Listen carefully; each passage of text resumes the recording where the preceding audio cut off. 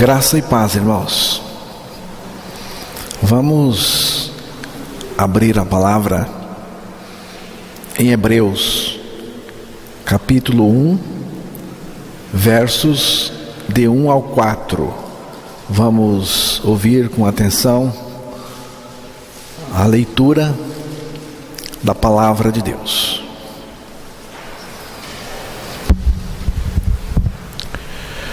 Havendo Deus outrora falado muitas vezes e de muitas maneiras aos pais pelos profetas, nestes últimos dias nos falou pelo Filho, a quem constituiu herdeiro de todas as coisas, pelo qual também fez o universo. Ele, que é o resplendor da glória e a expressão exata do seu ser, sustentando todas as coisas pela palavra do seu poder, depois de ter feito a purificação dos pecados, assentou-se à direita da majestade nas alturas, tendo se tornado tão superior aos anjos, quanto herdou mais excelente nome do que eles. Que Deus revele a sua palavra, principalmente a superioridade e suficiência de Jesus Cristo ao nosso coração. Não sabemos quem é o autor da carta aos Hebreus. É um autor desconhecido, mas sabemos qual é o foco desta carta aos Hebreus. O foco desta carta é a superior excelência da pessoa de Jesus e a suficiência absoluta do seu sacrifício salvador por nós na cruz. A carta fala de uma maneira exaustiva da superioridade da pessoa de Jesus. Do começo ao fim, ela mostra que Jesus é superior a tudo. No versículo 4, que foi lido, disse que ele é superior aos anjos e que o nome dele é o nome mais excelente. No capítulo 2, versículo 3 de Hebreus, ali é dito que a salvação que ele fez, que ele proveu para nós, é muito grande. É chamada ali de uma tão grande salvação. Como escaparemos nós se negligenciarmos tão grande salvação, a qual, tendo sido anunciada inicialmente pelo Senhor, foi-nos depois confirmada pelos que a ouviram? Hebreus capítulo 8, verso 1. Ora, o essencial das coisas que temos dito é que possuímos tal sumo sacerdote, que se assentou à destra do trono da majestade nos céus. Aí é dito que Jesus é o essencial, ele é mais importante do que tudo. Hebreus também diz que o sacrifício de Jesus é superior a tudo. Diz também que ele é o mediador de uma superior aliança e com base em superiores promessas. Hebreus 9, 23. Era necessário, portanto, que as figuras das coisas que se acham nos céus se purificassem com tais sacrifícios, mas as próprias coisas celestiais com sacrifícios a eles superiores. Você vê que aí está dizendo que o sacrifício de Jesus, ele é um sacrifício superior a qualquer outro. Hebreus 11, verso 40.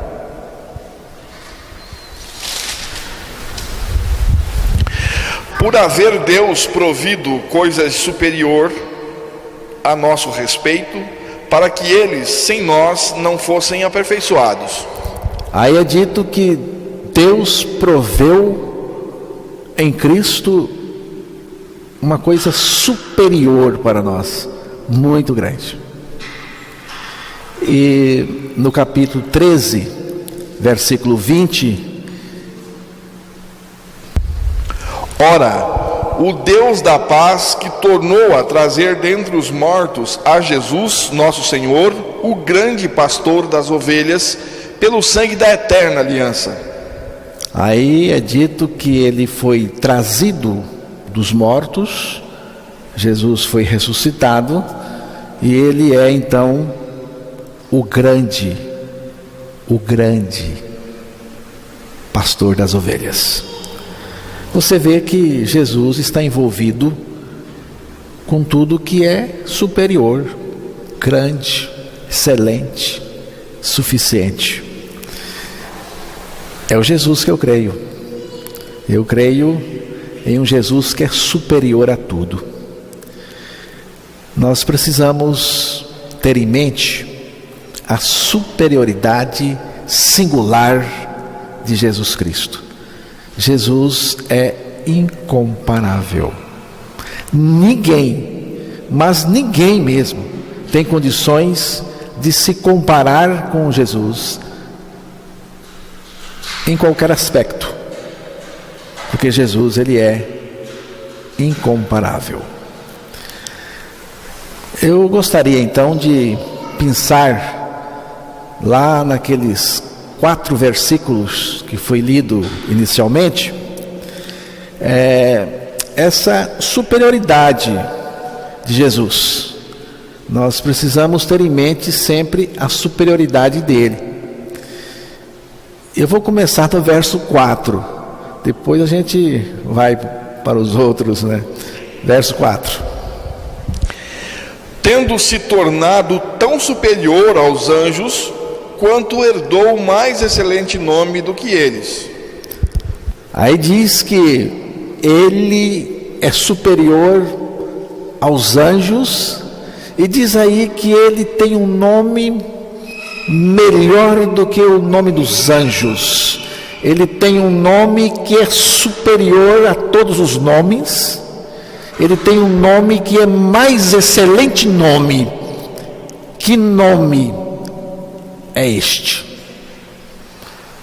Você sabe que nome é este? Este nome é Jesus. Porque quando Deus, o Senhor e Salvador, ele quis vir, ele se fez homem e ganhou um nome, e o nome dele é Jesus, o nome superior. Mateus capítulo 1, verso 21.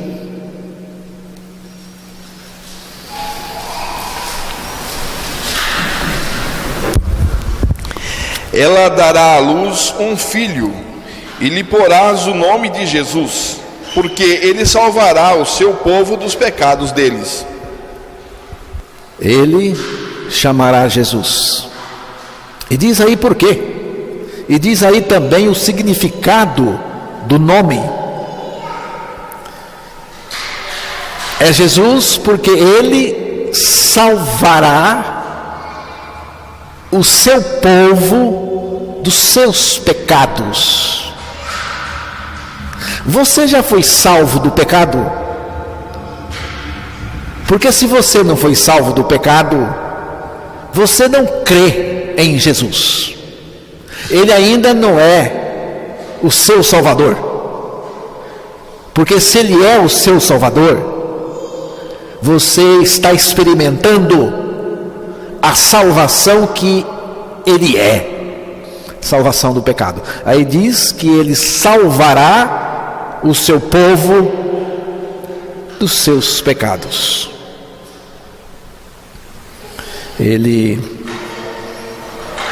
salvou na cruz. Porque na cruz Ele recebeu todos os nossos pecados.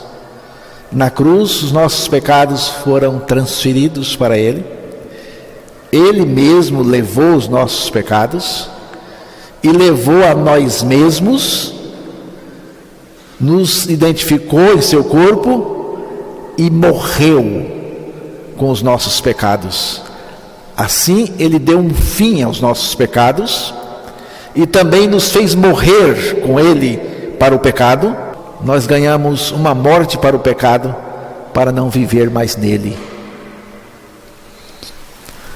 Eu já fui salvo, mas eu ainda vivo no pecado.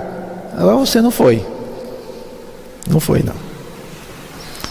Porque quem foi salvo por Jesus não vive no pecado. A palavra diz, aquele que morreu com Jesus. Jesus morreu fisicamente, nós morremos espiritualmente, porque Ele nos levou no corpo dele para nos separar do pecado. E quem com Cristo morreu, diz a palavra, não vive mais no pecado. O nome dele é precioso, o nome dele é Jesus. Tem um cântico, já faz tempo que não cantamos mais aqui, mas eu gosto muito dele.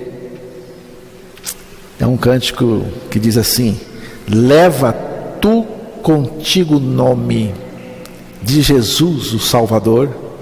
Este nome dá consolo, seja no lugar que for. É para Ele, é para Jesus que a palavra de Deus nos manda olhar. Hebreus capítulo 12, verso 2.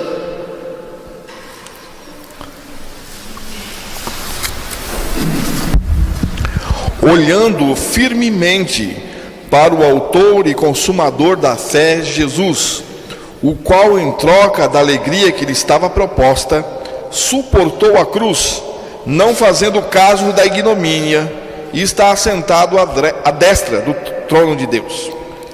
Olhando, você está olhando e continua olhando. É um olhar contínuo, olhando firmemente para Jesus.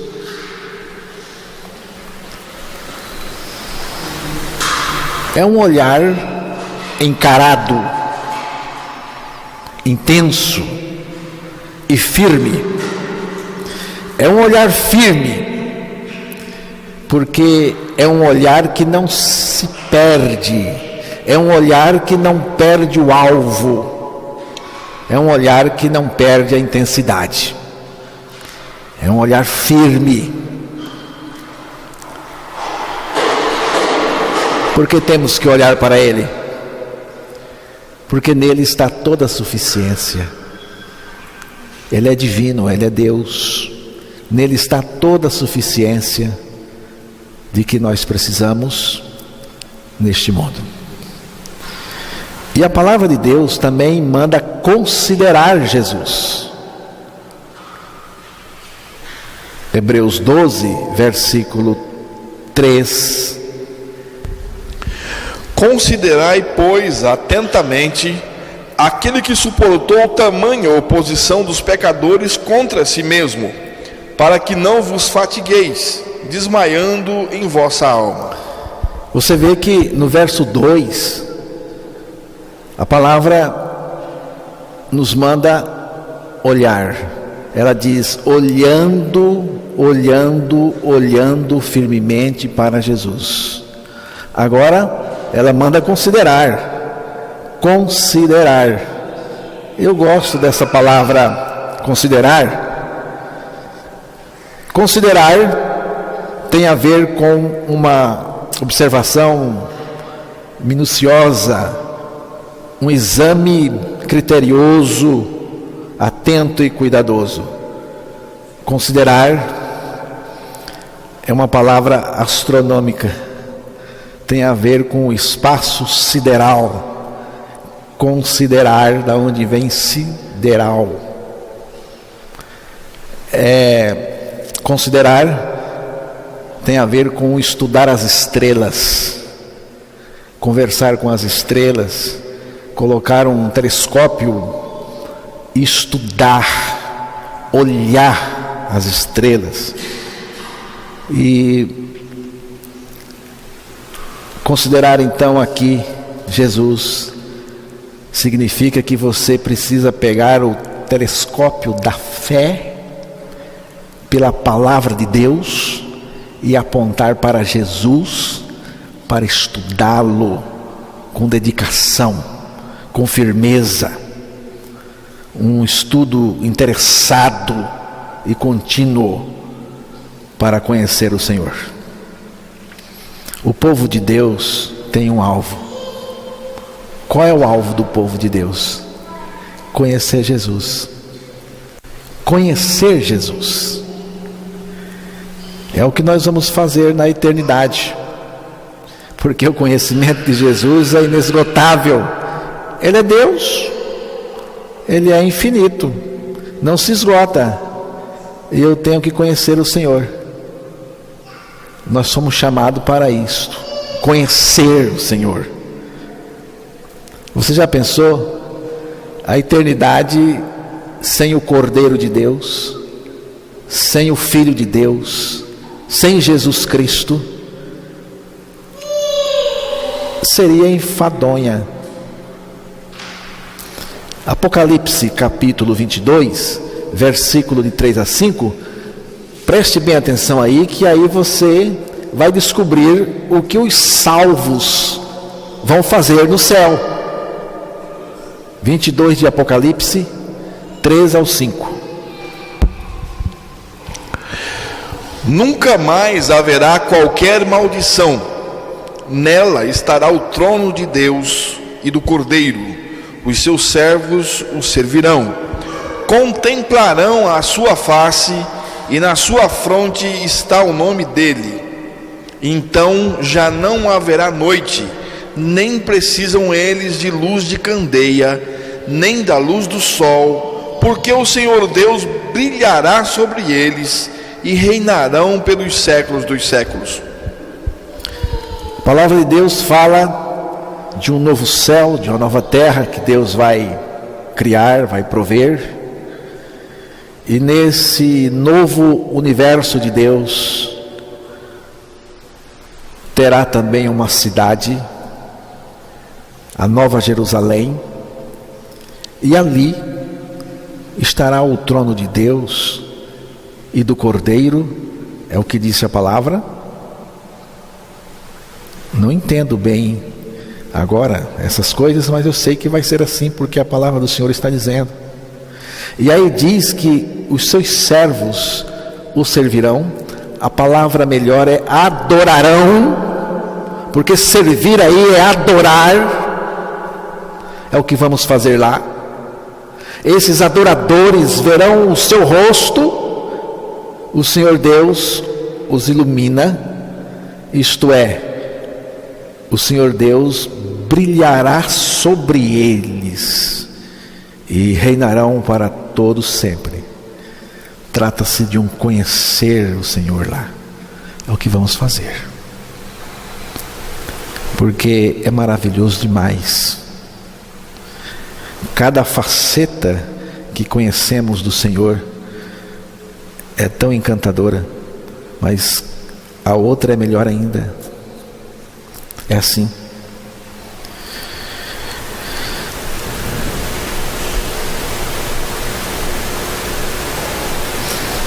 O nome dele é superior a tudo. Hebreus capítulo 1, versículo 1. Vamos lá, porque ali vai continuar mostrando a superioridade do Senhor Jesus.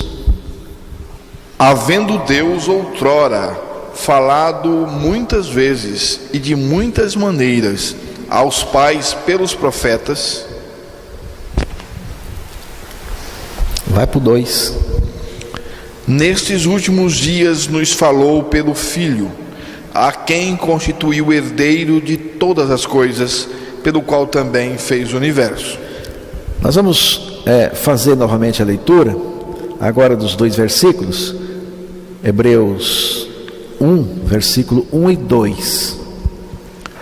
Havendo Deus outrora falado muitas vezes e de muitas maneiras aos pais pelos profetas, nestes últimos dias nos falou pelo Filho, a quem constituiu herdeiro de todas as coisas, pela qual também fez o universo. Jesus é superior a tudo. Ele é superior. A revelação de Jesus, da pessoa de Jesus, é maior e final. É uma revelação superior. Aí disse que Deus falou antigamente, isto é, no Antigo Testamento, ele falou pelos profetas muitas vezes e de muitas maneiras.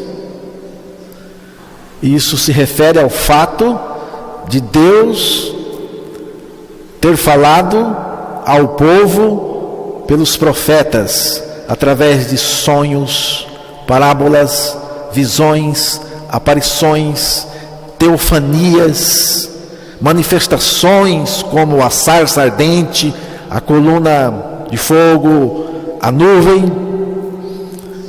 Ele falou através de anjos.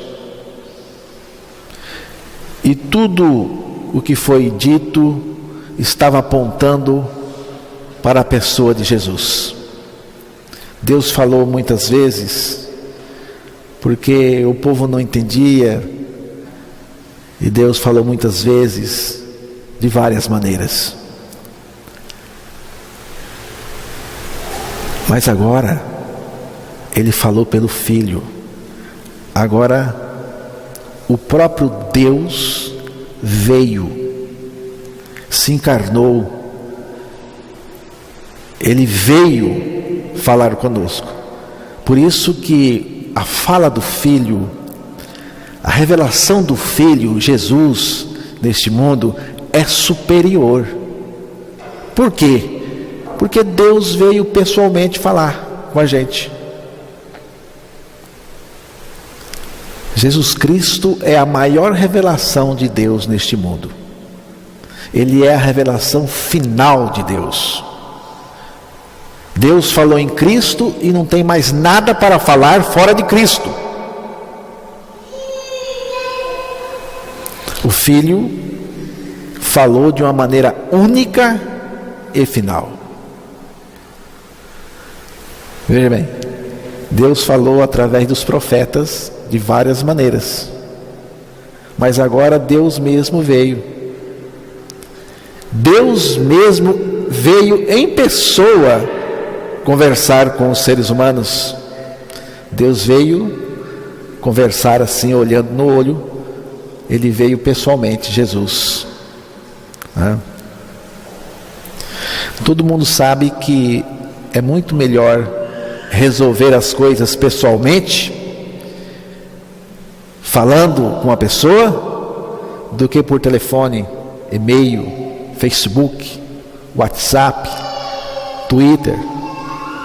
É muito melhor você falar pessoalmente, de que através de alguma coisa. No Antigo Testamento Deus estava falando através de. Agora Deus mesmo veio. Ele veio na pessoa de Jesus. Foi exatamente o que Deus fez. Com o Filho de Deus, a revelação é total e final. Então, irmãos, agora que nós temos o Filho, que Ele veio, Ele já revelou, Ele já falou, não temos mais que voltar à antiga comunicação. Voltar ao tempo antigo é o mesmo que você conhecer o celular e preferir se comunicar através de sinais de fumaça. Não dá mais. Agora temos o Filho, tudo está revelado na pessoa do Filho. Se você tem o Filho que é Jesus, você tem tudo, você não precisa de mais nada. porque ele é superior. Aí diz assim que nos últimos dias, tendo falado antigamente quer dizer o Velho Testamento, naquele tempo antigo. Os últimos dias significa a partir da vinda de Cristo ao mundo. Então, a partir daí é Jesus.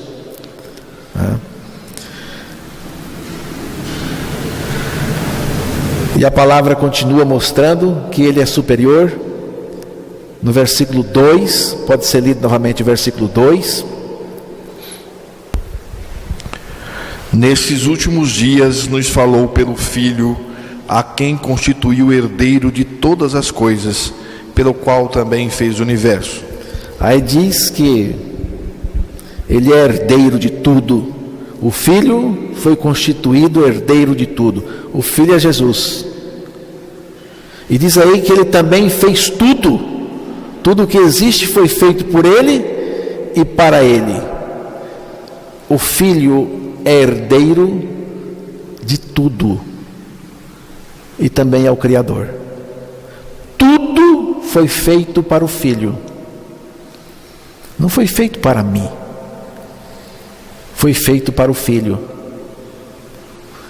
A palavra diz que nós somos co-herdeiros com Jesus.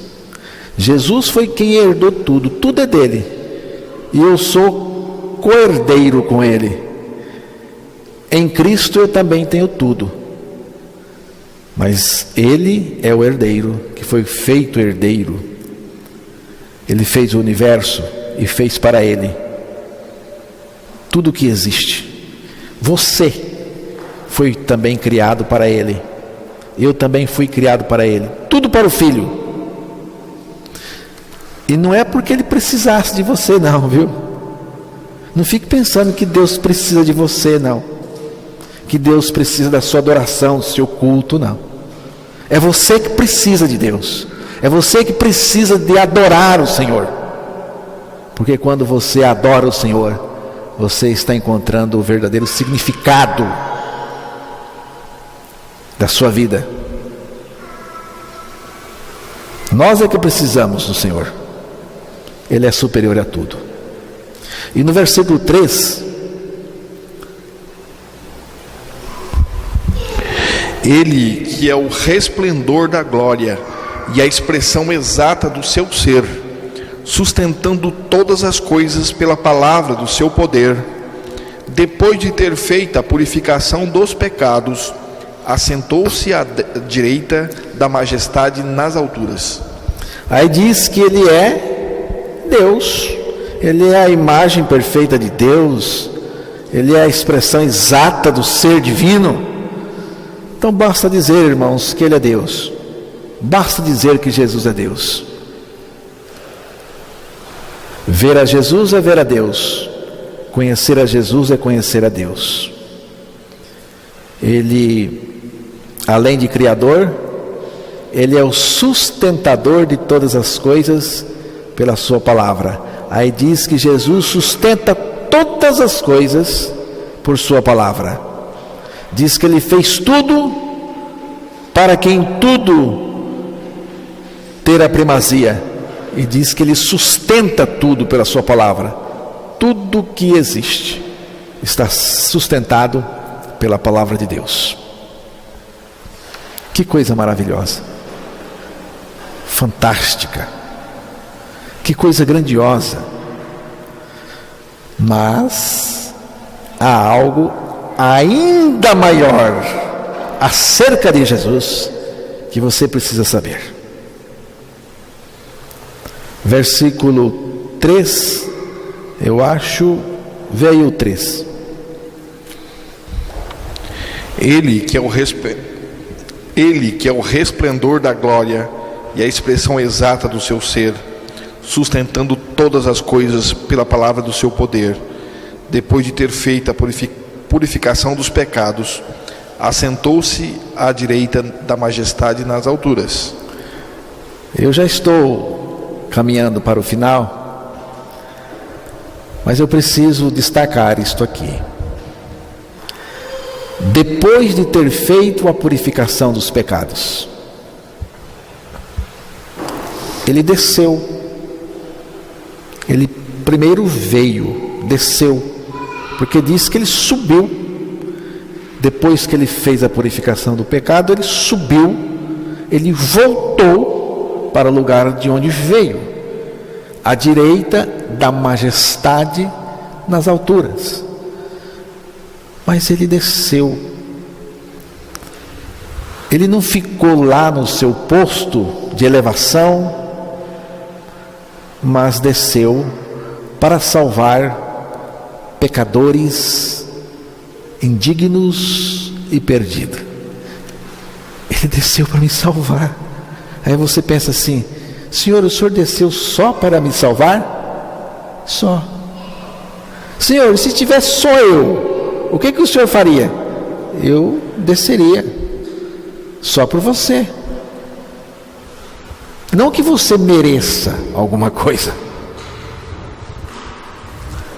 Ele desceu quando ele não precisaria descer, mas ele desceu, e desceu para assumir a responsabilidade dos nossos pecados. Ele desceu e se deixa ser levantado em uma cruz, porque foram os homens que levantaram o Senhor. Ele se deixou levantar em uma cruz para assambarcar a si mesmo todos os nossos pecados. Cristo levou sobre si na cruz não só os nossos pecados, mas a nós mesmos. Cristo nos atraiu a si, nos identificou em seu corpo. Nele fomos inseridos e com ele morremos. Morremos para o pecado. Nós fomos enfeixados no corpo do Senhor na cruz e com ele morremos para o pecado. Ele nos separou do pecado, nos libertou. Depois de ter realizado a purificação dos pecados, ele voltou. Mas o que significa purificar pecado? Você já pensou sobre isso? O que significa purificar pecado? Purificar pecado é tirar o pecado de nós, tá? É tirar de você o pecado, é deixar você sem pecado, isto é, puro. Quando você pega uma coisa suja, uma peça de roupa suja, o que você faz? Você lava muito bem, com sabão, até tirar toda a sujeira. Você purificou a roupa da sujeira que você removeu totalmente. Purificar de pecado significa que ele removeu o nosso pecado, ele tirou o nosso pecado. E não só tirou o nosso pecado, mas ele tirou a sujeira que o pecado deixou em nós, aquela mancha suja, ele tirou pelo seu sangue que ele derramou na cruz, pela sua morte. Cristo nos despoluiu do pecado. Nós nascemos poluídos de pecado e nos poluímos ainda mais depois que a gente cresceu, pecamos. Nascemos sujos e ficamos mais sujos ainda depois. Mas Jesus veio e nos despoluiu. Ele nos desencardiu do pecado. O ser humano é uma pessoa encardida de pecado. E não tem quem tira isso, a não ser Jesus. Se não for Jesus, não adianta, viu? Não adianta. A oração não purifica pecado, obras não tira, chorar não tira, não adianta. É só Jesus. Só Jesus. Jeremias, capítulo 2, verso 22.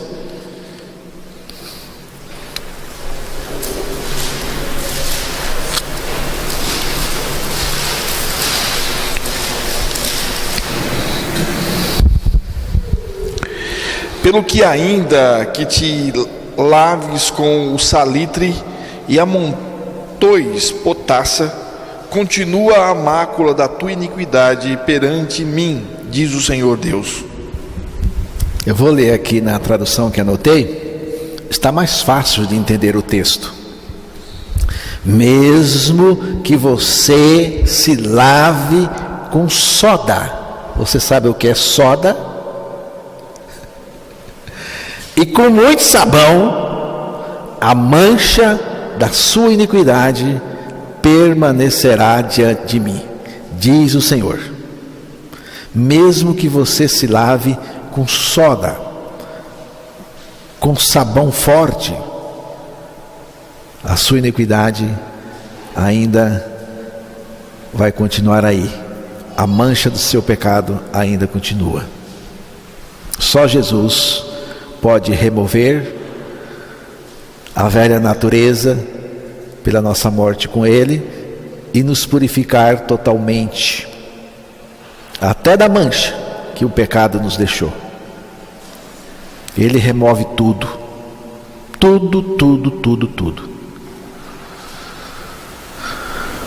E pela nossa ressurreição com Ele, porque depois que Jesus morreu, o Pai enviou o seu Espírito, o Espírito Santo, que foi lá, bem cedinho, na sepultura de Jesus, e o ressuscitou. E nós que estávamos nele também ressuscitamos com ele, do ponto de vista espiritual.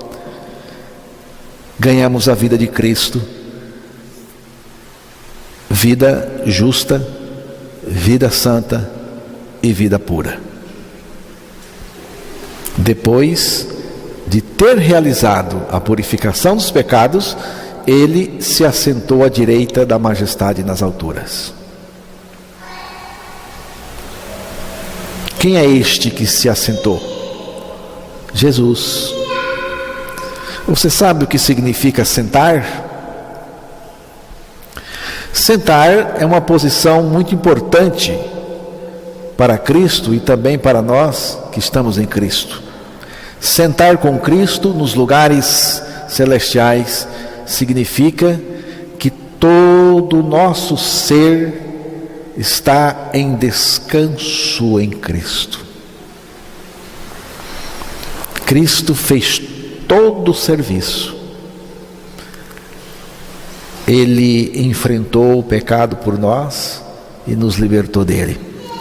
Depois disso foi ressuscitado pelo Pai e se assentou à direita do Pai nas alturas. Significa que Jesus agora voltou para o lugar de onde ele veio. Porém agora, irmãos, com ele foi também o feito inigualável do seu sacrifício na cruz. Você sabia? Jesus agora está ainda mais superior. Quando ele veio, ele era superior a Deus, mas agora ele morreu na cruz. Ele subiu, ele levou esse feito que só ele poderia fazer e fez. A única coisa de que nós precisamos é de estar nele e com ele crucificado, ressuscitado e assentado em descanso, porque ele conquistou tudo para nós. Tudo. O que eu faço, Senhor, agora? Eu não faço nada. Eu só creio a minha morte com Cristo, creio a minha ressurreição com Cristo, creio que Cristo vive em mim. Estou crucificado com Cristo e vivo não mais eu, mas Cristo vive em mim. Cristo vive em mim. Estou agora desfrutando a vitória dele, porque Jesus venceu no mundo, Jesus venceu na cruz, venceu na ressurreição, e agora ele está em mim, vivendo a totalidade da sua vitória. Crer ou não crer eis a questão. E questão fundamental, hein?